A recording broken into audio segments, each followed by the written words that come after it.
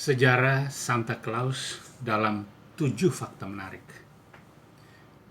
Rekan-rekan, menjelang Natal seperti sekarang ini, anak-anak di seluruh dunia terus saja mikirin tentang Santa Claus. Yang ada di dalam otak dan pikiran mereka adalah soal Santa Claus, terutama di barat. Mereka sedikit gugup dan cemas, lalu bertanya-tanya, apakah aku ini terlalu nakal atau cukup baik? Meski terkadang mereka ngelamun, tetapi mereka terus saja bersemangat sambil membayangkan hadiah yang akan mereka terima dari Santa Claus. Kalau mereka terlalu nakal, mungkin Santa Claus tidak akan membawakan mereka hadiah. Dan mereka pikir mereka akan menjadi orang yang baik-baik saja supaya bisa mendapat hadiah dari Santa Claus. Tapi sebenarnya siapa sih Santa Claus itu? Bagaimana kisahnya sehingga orang kudus yang dikenal periang dan berjanggut, kemudian berjubah, itu menjadi ikon budaya yang sangat terkenal sampai sekarang. Berikut adalah 7 fakta menarik tentang Santa Claus dan perubahan-perubahannya. Mari kita ikuti. Fakta pertama, San Nicholas itu nyata atau mendekati kenyataan. Cerita rakyat mungkin telah mengubah Santa Claus atau Sinterklas menjadi distributor mainan yang mengendarai sebuah kereta luncur yang ditarik oleh 8 rusa terbang.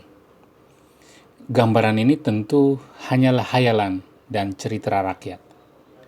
Sebenarnya Santa Claus atau Sinterklas adalah orang sungguhan alias real.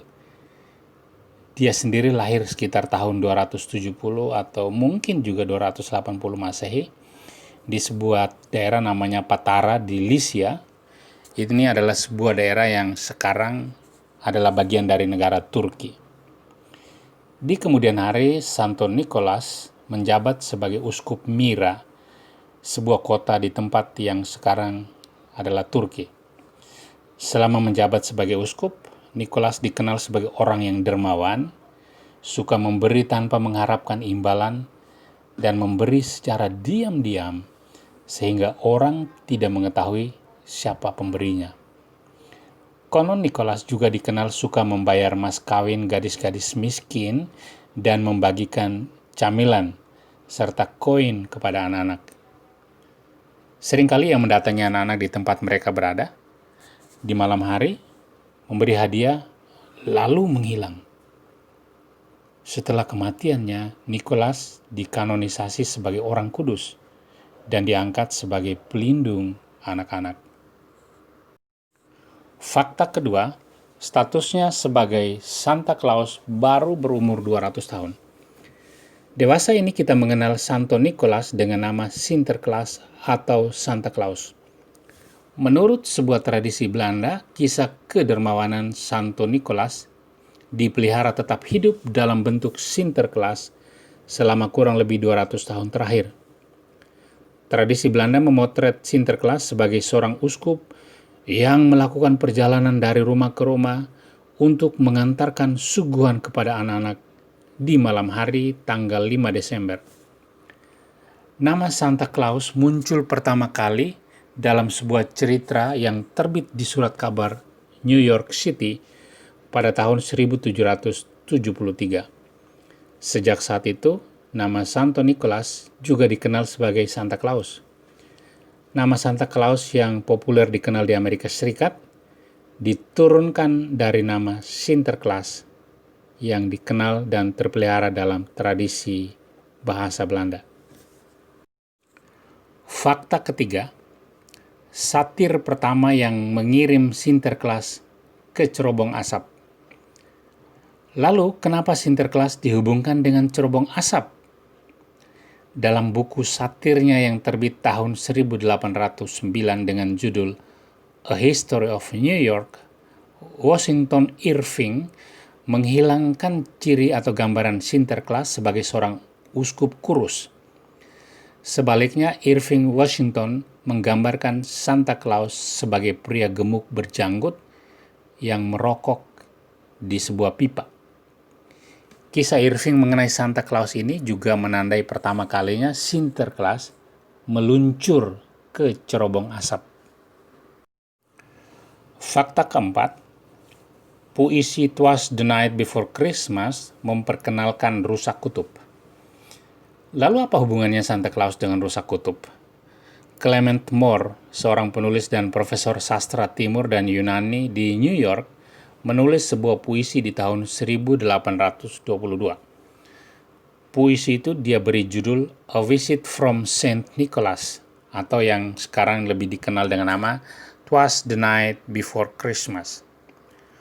Puisi ini diterbitkan pertama kali secara anonim di Troy Sentinel, sebuah majalah mingguan di kota Troy, di New York, pada tanggal 23 Desember 1823. Puisi 56 baris itu diperkenalkan dan memomulerkan banyak ciri Sinterklas, terutama gambaran Sinterklas yang sedang mengemudikan kereta luncur yang ditarik oleh 8 rusa kecil. Fakta kelima, Coca-Cola menciptakan Tuan Claus modern. Ketika pertama kali dilukis atau digambar dalam ilustrasi, Santa Claus digambarkan mengenakan jubah dengan banyak warna berbeda, antara lain hijau, ungu, biru, dan coklat. Tetapi sejak akhir tahun 1800-an, Santa Claus mendapatkan gambaran permanen sebagai orang yang mengenakan pakaian merah. Gambaran ini yang dipopulerkan sampai kini. Adalah Louis Prang, seorang pelukis Amerika Serikat yang menggambarkan Santa Claus dalam busana aneka warna dalam berbagai kartu Natal yang dia lukis di tahun 1885. Baru kemudian The New York Times menuliskan laporan mengenai Santa Claus berpakaian merah itu pada tahun 1927. Dan gambaran itu yang kita kenal sampai sekarang. Kemudian citra modern Sinterklas sebagai pria periang dalam setelan merah telah tertanam dalam budaya pop Amerika.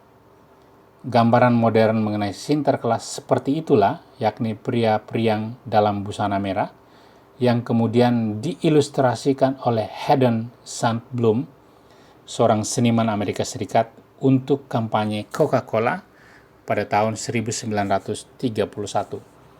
Gambaran Sinterklas ini yang kemudian beredar luas dan yang kita kenal hingga kini. Fakta keenam, tradisi Santa Claus sebagai alat pemasaran sudah berusia lebih dari 120 tahun.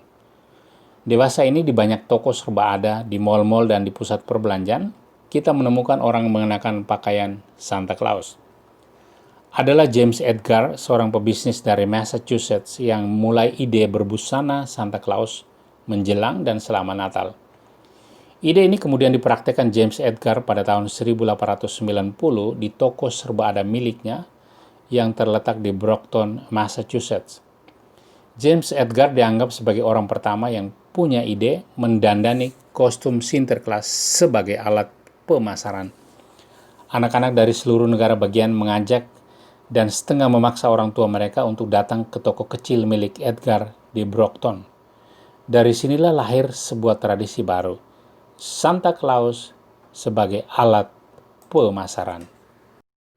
Fakta ketujuh, sampai tahun 1800-an Santa Claus masih berstatus bujangan alias jomblo.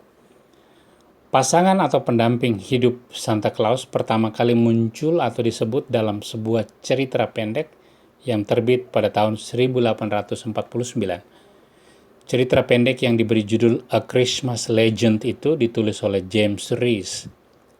Selama beberapa tahun berikutnya, gagasan mengenai Nyonya Claus atau pendamping Santa Claus mulai ditemukan dalam beberapa publikasi sastra, misalnya dalam majalah sastra Yale dan majalah Harper. Tetapi baru setelah puisi Catherine Lee Bates berjudul Goody Santa Claus on the Slide Ride yang beredar luas tahun 1889, istri Santa Claus dipopulerkan dan mulai menjadi populer di masyarakat. Dalam hal ini, Goody adalah singkatan dari Good Wife atau Nyonya, sebutan untuk pendamping Santa Claus. Rekan-rekan, itulah 7 fakta menarik tentang Santa Claus atau San Nicholas yang kita kenal hingga kini. Selamat mempersiapkan diri untuk merayakan Natal bagi teman-teman semua yang merayakannya. Tuhan Yesus memberkati kita semua. Amin.